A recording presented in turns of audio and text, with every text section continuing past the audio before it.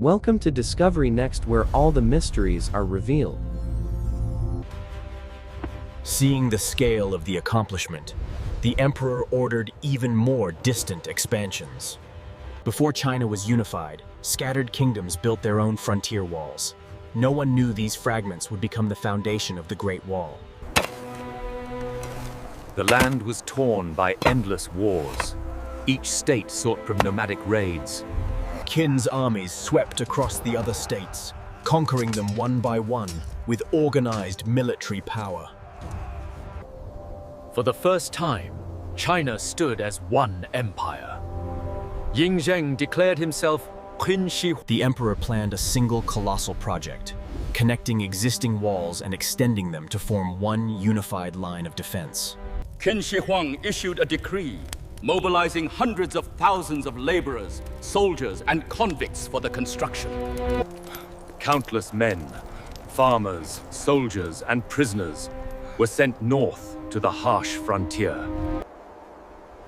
At the empire's edge, mountains, deserts, and winds awaited the workers. Temporary camps were erected, simple tents, fire pits, and supply storage.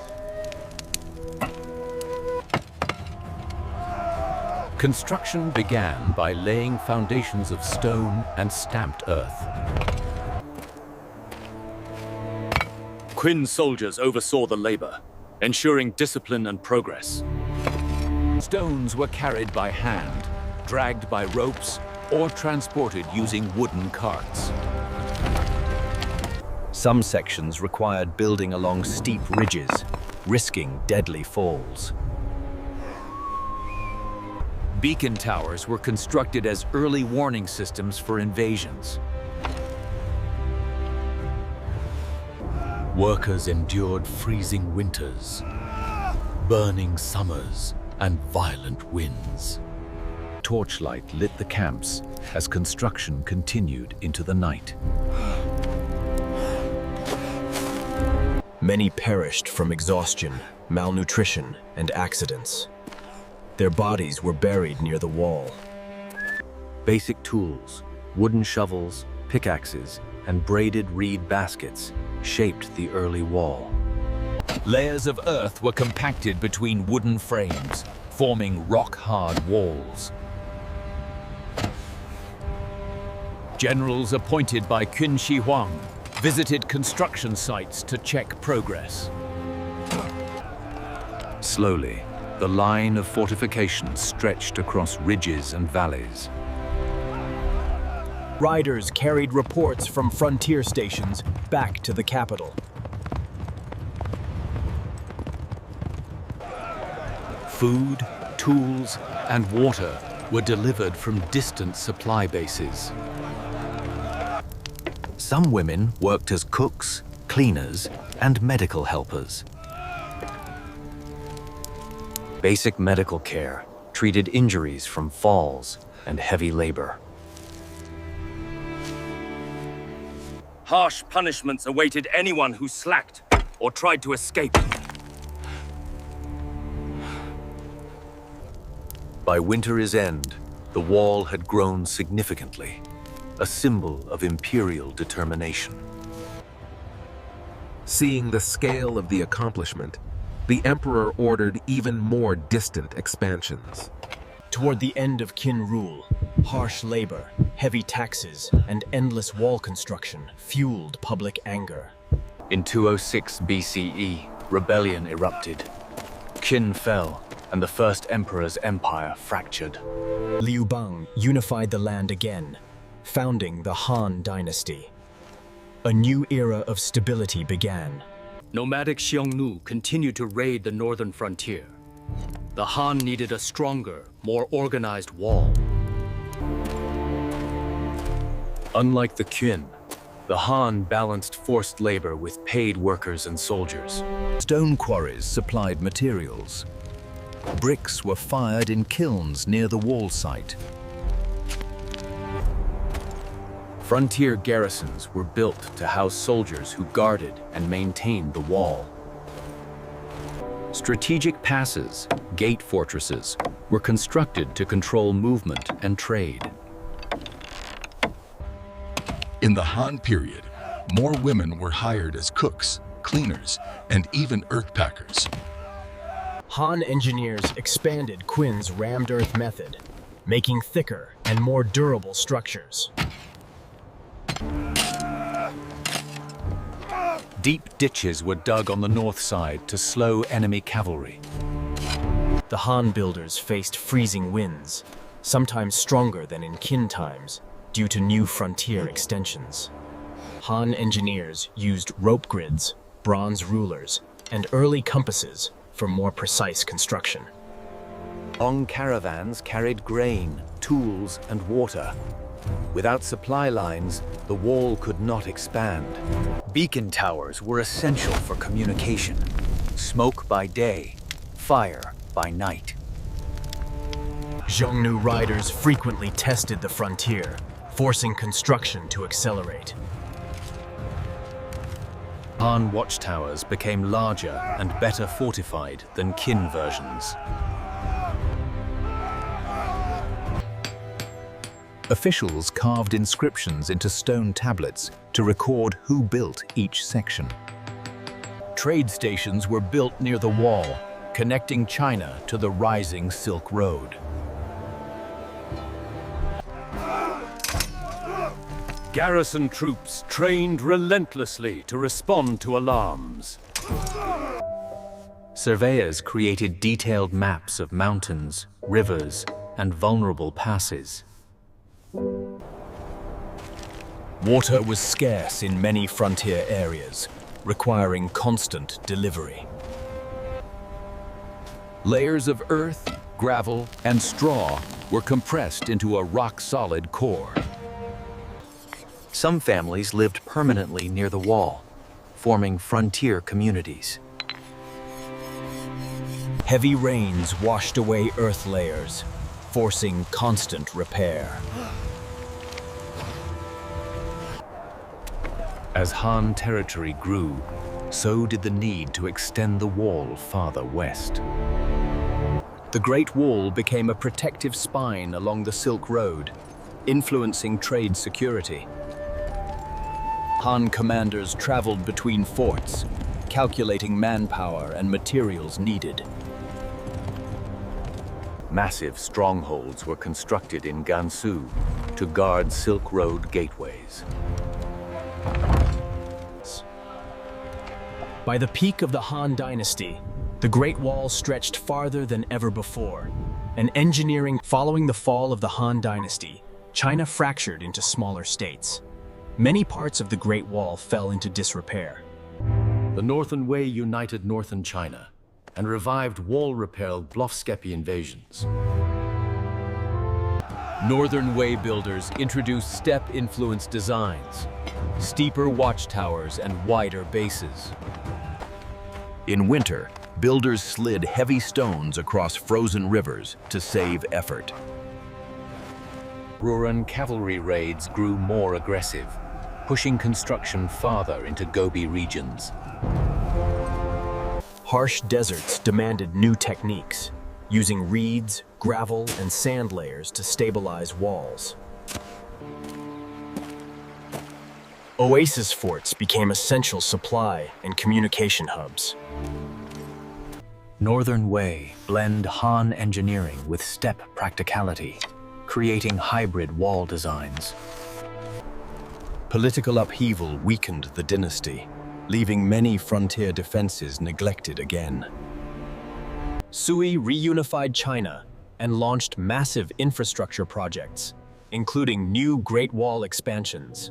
Sui conscripted millions, soldiers, farmers, artisans, for gigantic rebuilding efforts. Strategic passes like Yanmen were rebuilt, using stone for improved defense. Sui-era kilns produced high volumes of bricks, improving durability. Large garrisons protected the frontier, housing thousands of soldiers. Sui sent builders deep into deserts to extend the wall farther west than ever before. Wells and qanat-style underground channels were dug to supply remote sites. Sometimes, peace was pursued through diplomacy rather than walls. Sui introduced systematic rotations, so soldiers remained healthy and alert. Heavy labor demands caused Sui rebellions, weakening the empire. The Sui collapsed under revolt and overextension, leaving wall projects unfinished. Tang established one of China's most powerful empires. Yet they relied more on diplomacy than wall building. Tang influence extended far along the Silk Road, reducing reliance on the wall. The Tang repaired critical sections, but did not embark on massive new construction. They added wooden watchtowers with curved roofs, characteristic of Tang style. Settlers, merchants, and soldiers lived close to the wall, forming multicultural communities. The rebellion weakened Tang defenses, leading to reduced maintenance on the Great Wall. Despite wars and dynastic changes, the wall persisted across centuries. Patrols focused on protecting trade rather than preventing invasions.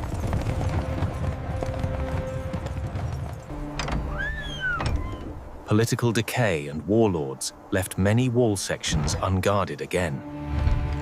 Centuries passed, and the wall awaited a dynasty that would rebuild it stronger than ever. The Song did not heavily invest in the Great Wall, focusing instead on diplomacy and gunpowder weapons. Powerful nomadic empires took northern China, controlling portions of the wall. The Mongol Empire conquered all of China, forming the Yuan Dynasty. The wall became militarily irrelevant. Under Mongol rule, many wall sections were ignored or repurposed. Ming rulers launched the largest Great Wall project in history, using bricks, stone, and advanced fortifications. Unlike older rammed earth walls, the Ming used millions of baked bricks, creating steep, imposing fortifications. The Ming mobilized soldiers, laborers, craftsmen, and prisoners to build across thousands of kilometers. Deep stone foundations were built to strengthen the wall on rocky terrain. Ming watchtowers became multi-level stone structures with strong upper firing positions.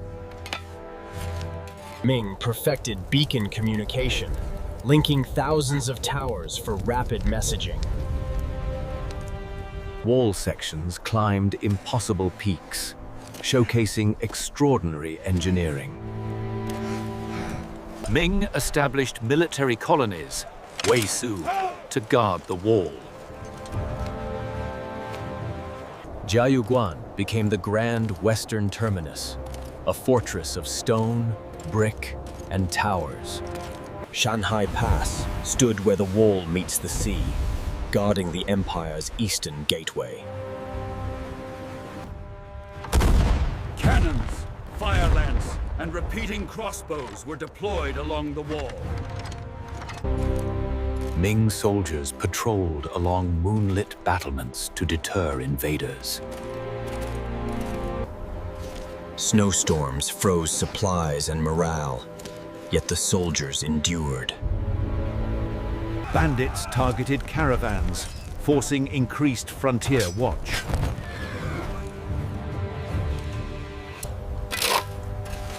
Constant repairs ensured the structure remained solid. Soldiers lived with families in fortified outposts, forming close communities. Ming scholars recorded construction methods and daily life along the fortifications. The Ming Wall extended deep into western deserts, protecting Silk Road trade. Some mountain fortresses were so steep that materials had to be hoisted vertically. The Ming perfected the Great Wall's modern image: brick, stone, towers, battlements. Late Ming armies fought desperately against rising Manchu forces. Internal rebellion and Manchu invasion toppled the Ming. The Qing took over, but relied more on cavalry than on wall defense. Firearms and cavalry mobility reduced the wall's strategic importance. Though no longer a military line, the Great Wall stood as a silent witness to China's turbulent past. Merchants, explorers, and poets documented its scale and mystery. Stories emerged: spirits, lost builders, mythical guardians. Plants, storms, and erosion slowly consumed isolated sections. Natural disasters collapsed many watchtowers. Early photographers captured the wall's ruins for the world to see.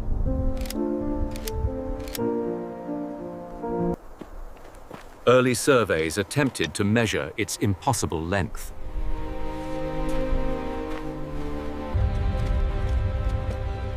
War and poverty left the wall neglected throughout the early 20th century. Despite hardship, the wall became a symbol of unity and resilience. Explorers and historians from abroad studied the wall intensely. Initial repairs were made to prevent further collapse.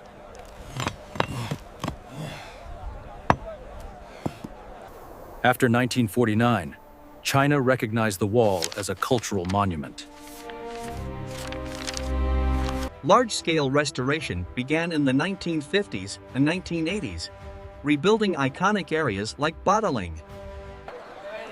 Visitors from across China came to witness the ancient masterpiece. The wall became an international symbol of China's heritage. The Great Wall was declared a UNESCO World Heritage Site. Conservationists focus on non-intrusive repair, honoring historical accuracy. Drones and digital scans help researchers map and plan conservation with precision. Meticulous work protects fragile sections, layer by layer. The wall today connects China's entire history, from the first Qin soldier to the modern visitor. It is an enduring monument to human will and a timeless wonder of the world. Archaeologists used modern tools to study ancient construction layers. The subsurface density changes here, consistent with the Ming-era repairs. Remote satellite scans revealed forgotten wall branches buried for centuries. Experts debated how much to rebuild and how much to leave untouched. Laws were passed to protect the wall from damage and illegal construction. Thousands of volunteers helped clear vegetation and repair small damages.